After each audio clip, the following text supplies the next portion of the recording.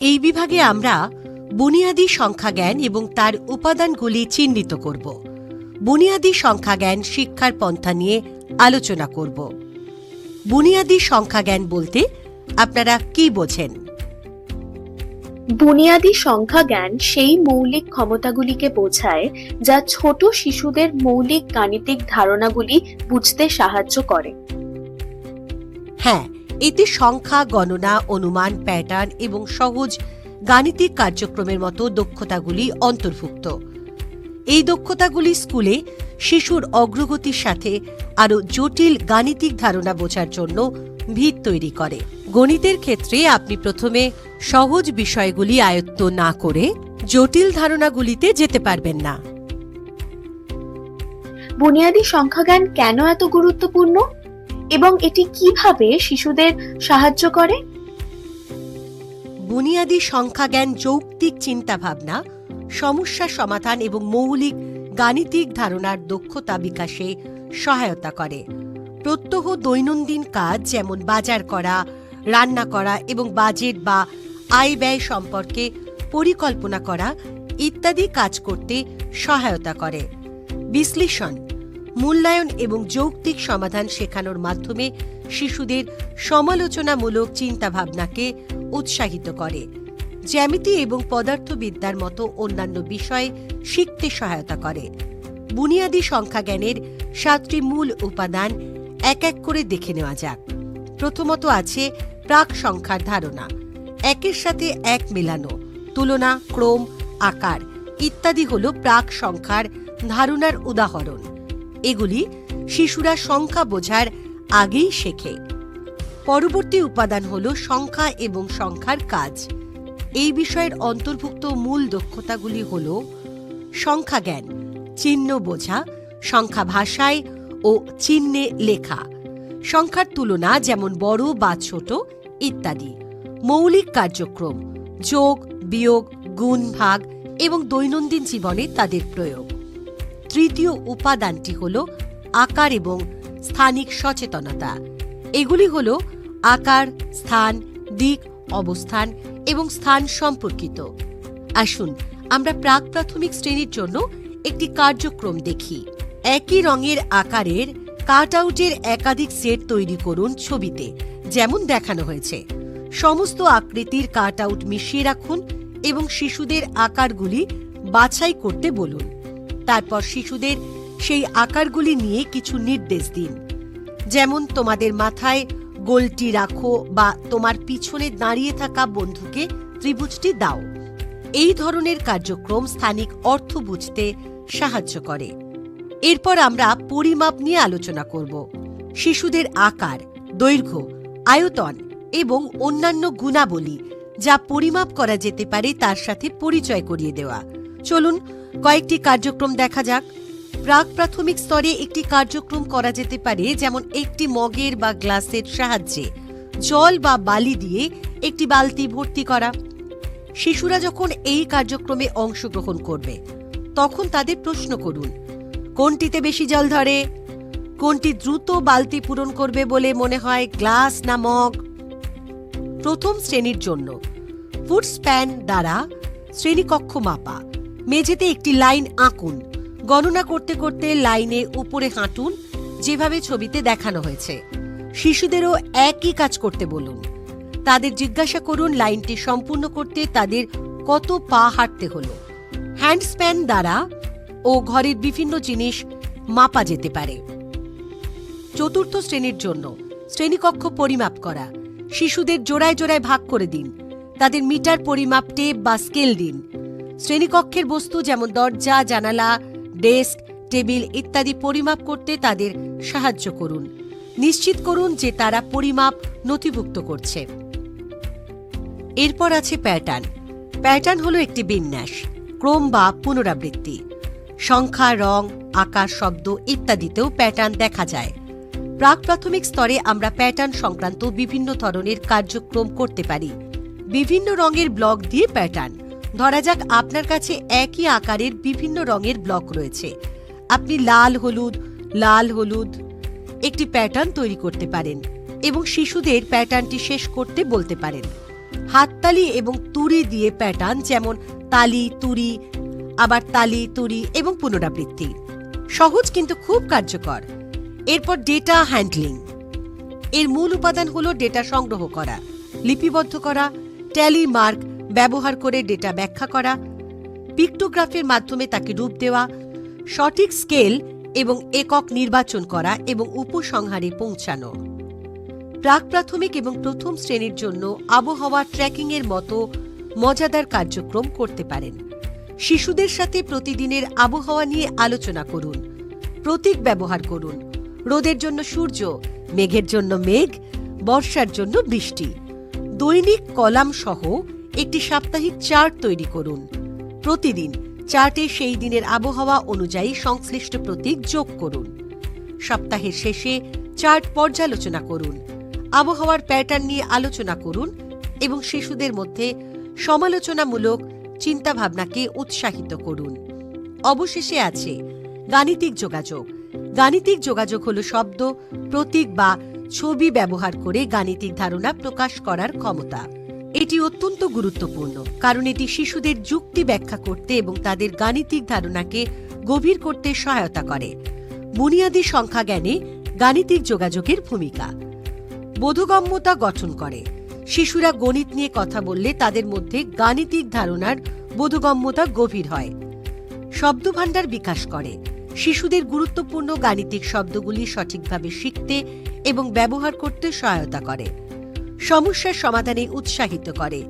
শিশুরা যুক্তি ব্যাখ্যা করলে ভালো করে চিন্তা করার এবং সমস্যা সমাধানের দক্ষতা উন্নত হয়। আত্মবিশ্বাস বাড়ায়। গাণিতিক ভাষার ব্যবহার শিশুদের আত্মবিশ্বাস বাড়ায়। সংখ্যা এবং গণিত আলোচনায় শিশুরা আরও স্বাচ্ছন্দ্য বোধ করে। প্রাথমিক শ্রেণীতে গাণিতিক যোগাযোগ কার্যকর করতে আমাদের 3টি জিনিস মাথায় রাখতে হবে। স্পষ্ট শব্দভাণ্ডার। সাধারণ দৈনন্দিন উদাহরণ ব্যবহার করে গণিতের শর্তাবলী প্রবর্তন করুন। শিশুদের বাস্তব জীবনের পরিস্থিতিতে প্রয়োগ করতে সাহায্য করুন।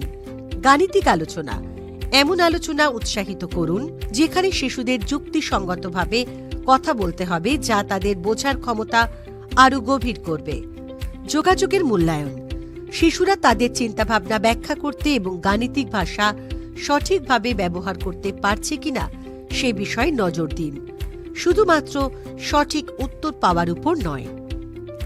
আসুন একটি কার্যক্রম দেখা যাক যা শিশুদের মধ্যে গাণিতিক যোগাযোগকে উন্নীত করতে পারে। শ্রেণীকক্ষে শিক্ষক শিক্ষিকারা একটি বাজার বা দোকানের পরিবেশ তৈরি করবে যেখানে শিশুরা বেচাকেনা করবে। এটি একটি মজার কার্যক্রম যা প্রতিটি শ্রেণীর জন্য বিভিন্ন কাম্য শিখন সামর্থ্য সহ করা যেতে পারে। বিভিন্ন শ্রেণীর জন্য এই কার্যক্রমের আলাদা আলাদা কাম্য শিখন সামর্থ্য রয়েছে। প্রথম শ্রেণী শিশুরা দৈনন্দিন জীবনের সহজ সমস্যা যেগুলি যোগ ও বিয়োগের সাথে সম্পর্কিত সেগুলি গাণিতিকভাবে সমাধান করতে সক্ষম হবে। মুদ্রা সম্পর্কিত সমস্যাগুলি সমাধান করতে সক্ষম হবে। দ্বিতীয় শ্রেণী শিশুরা গুণ ও ভাগের মাধ্যমে বাস্তব জীবনের সমস্যা সমাধান করতে সক্ষম হবে। দৈনন্দিন জীবনের সহজ সমস্যা যেগুলি অর্থ, নোট এবং মুদ্রা সম্পর্কিত যোগ ও বিয়োগের সাথে সেগুলি সমাধান করতে সক্ষম হবে। 100 টাকা অবধি অর্থ নোট এবং কয়েন ব্যবহার করে গণনা করতে সক্ষম হবে। তৃতীয় শ্রেণী শিশুরা ব্ল্যাকবোর্ড বা কাগজ ছাড়া যোগ, বিয়োগ এবং গুণ করে গণনা করতে সক্ষম হবে। দৈনন্দিন জীবনে গুণের ধরনটি প্রয়োগ করতে সক্ষম হবে। কার্যক্রম। এটি প্রথম থেকে চতুর্থ শ্রেণীর পর্যন্ত শিশুদের নিয়ে করা যেতে পারে। এই কার্যক্রমে শিক্ষক খেলনা, ফলসবজি এবং খেলনা মুদ্রার ব্যবহার করে শ্রেণীকক্ষে একটি ছোট বাজারের স্থাপন করতে পারেন। এটি কিভাবে করা যেতে পারে তা দেখা যাক। খেলনা, ফল, সবজিগুলি টেবিলের দামের ট্যাগ সহ সাজান। শিক্ষক ফল ও সবজির ছবিও ব্যবহার করতে পারেন যাতে দাম লেখা থাকবে। কেনাকাটা শুরু করার আগে শিক্ষক শিশুদের একটি নির্দিষ্ট টাকার মধ্যে বাজার করতে বলবেন, যেমন দ্বিতীয় শ্রেণীর জন্য বরাদ্দ 50 টাকা। তৃতীয় এবং চতুর্থ শ্রেণীর শিশুরা দোকানদার হতে পারে। প্রথম এবং দ্বিতীয় শ্রেণীর শিশুরা দোকান থেকে ফল ও সবজি কিনতে পারে যাতে তারা বুঝতে পারে কিভাবে টাকা ব্যবহার করতে হয়। শিশুরা যখন কেনাকাটা করছে তাদের কিছু প্রশ্ন করুন, যেমন তুমি যদি একটি আপেল 12 টাকায় এবং একটি কলা 5 টাকায় কিনতে চাও, তোমার কত টাকা লাগবে? শিশুদের নিজেদের কেনাকাটা এবং অবশিষ্ট টাকার হিসাব রাখতে একটি কাগজের টুকরোয় বা কেনাকাটার তালিকায় লিখে রাখতে বলুন। একটি বিলিং কাউন্টার তৈরি করুন, যেখানে শিশুরা ক্যাশিয়ারের ভূমিকা পালন করবে। ক্যাশিয়ার কেনা জিনিসগুলির দাম যোগ করবে এবং ক্রেতার কাছে দাম দেওয়ার জন্য পর্যাপ্ত অর্থ আছে কিনা তা নিশ্চিত করতে সহায়তা করবে। শিশুদের বয়স অনুযায়ী বিয়োগ, গুণ বা ভাগ প্রবর্তন করে এই কার্যক্রমটি প্রসারিত করতে পারেন। এখন যেহেতু আমরা বুনিয়াদী সংখ্যা জ্ঞানের উপাদান এবং গুরুত্ব বুঝতে পেরেছি, আসুন গণিত শিক্ষার পন্থা নিয়ে আলোচনা করা যাক। গণিতকে প্রায়ই ভয়ের সাথে যুক্ত করা হয়। বুনিয়াদী স্তরে আমাদের শিশুদের সাথে গণিতের একটি ইতিবাচক সম্পর্ক গড়ে তুলতে হবে। গণিত পাঠে কিছু কৌশল যেমন খেলা, ধাঁধা এবং হাতে কলমে করার কার্যক্রম অন্তর্ভুক্ত করালে শিশুরা বুঝতে পারবে গণিত তাদের দৈনন্দিন জীবনে কিভাবে প্রাসঙ্গিক। গণিত সম্পর্কিত গল্প তৈরি করলে বা বিদ্যমান গল্পগুলিতে গণিতকে অন্তর্ভুক্ত করলে বিমূর্ত ধারণাগুলি শিশুদের কাছে প্রাসঙ্গিক ও উপভোগ্য হয়ে উঠবে। গবেষণা অনুসারে গাণিতিক দক্ষতা শিখতে সহজ থেকে জটিল পথ অনুসরণ করতে হবে। বুনিয়াদী সংখ্যা জ্ঞান শিক্ষার পন্থা নিয়ে আলোচনা করা যাক। মনে রাখবেন, গাণিতিক ধারণা অধিকাংশ ক্ষেত্রে বিমূর্ত হয়। আমরা কিভাবে শিশুদের এই বিমূর্ত ধারণাগুলি বুঝতে সাহায্য করব? গণিতের বিমূর্ত ধারণাগুলি শেখার ক্ষেত্রে একটি গুরুত্বপূর্ণ পন্থা হল ELPS অ্যাপ্রোচ। এক্সপিরিয়েন্স বা অভিজ্ঞতা, ল্যাঙ্গুয়েজ বা ভাষা, পিকচার বা ছবি, সিম্বল বা লিখিত চিহ্ন। সুনির্দিষ্ট অভিজ্ঞতা দিয়ে শুরু করুন, তারপর সেই অভিজ্ঞতাগুলি বর্ণনা করার জন্য ভাষা ব্যবহার করুন।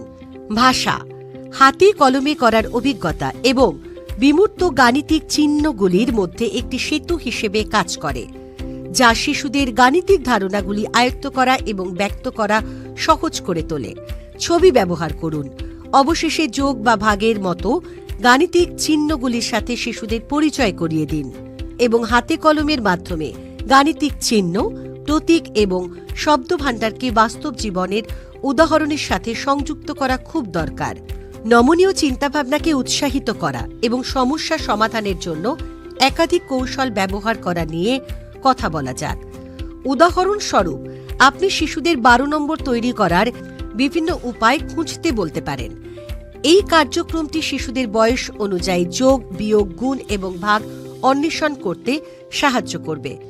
সুতরাং সংক্ষেপে বলতে গেলে ELPS অ্যাপ্রোচ ব্যবহার করা, গণিতকে বাস্তব জীবনের সাথে সংযুক্ত করা, গাণিতিক ভাষায় কথোপকথন করা এবং পরিবর্তনযোগ্য চিন্তাভাবনাকে উৎসাহিত করা হল বুনিয়াদী সংখ্যা জ্ঞান শেখানোর মূল কৌশল।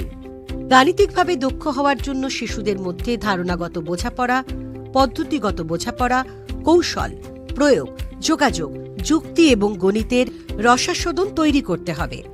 সংখ্যাজ্ঞান শেখানোর জন্য একটি কার্যকর কৌশল হিসেবে এখানে আমরা 4 ব্লক অ্যাপ্রোচ সম্পর্কে কথা বলবো। ব্লক 1 হল 5 থেকে 10 মিনিটের মৌখিক গণিত আলোচনা, যার মধ্যে রয়েছে কবিতা, মৌখিক গণনা এবং গণিতের সাথে শিশুদের অভিজ্ঞতা। ব্লক 2 হল 20 থেকে 25 মিনিটের দক্ষতা শিক্ষা, যা হল গাণিতিক ধারণা শেখানো, সমস্যার সমাধান, কংক্রিট অভিজ্ঞতা এবং পদ্ধতি। ব্লক 3 হল 15 মিনিটের দক্ষতা অনুশীলন, যেখানে শিশুদের প্রক্রিয়া, ধারণা, যুক্তি এবং সমস্যা সমাধানের উপর বিশেষ নজর দিয়ে গাণিতিক কাজ প্রদান করা হবে। ব্লক 4 হল 15 মিনিটের গাণিতিক খেলা, যার মাধ্যমে শিশুদের মধ্যে সমস্যা সমাধান এবং গাণিতিক দক্ষতা শক্তিশালী করা হবে। এই বিভাগে আমরা আলোচনা করেছি বুনিয়াদী সংখ্যা জ্ঞান এবং তার উপাদান, বুনিয়াদী সংখ্যা জ্ঞান শিক্ষার পন্থা।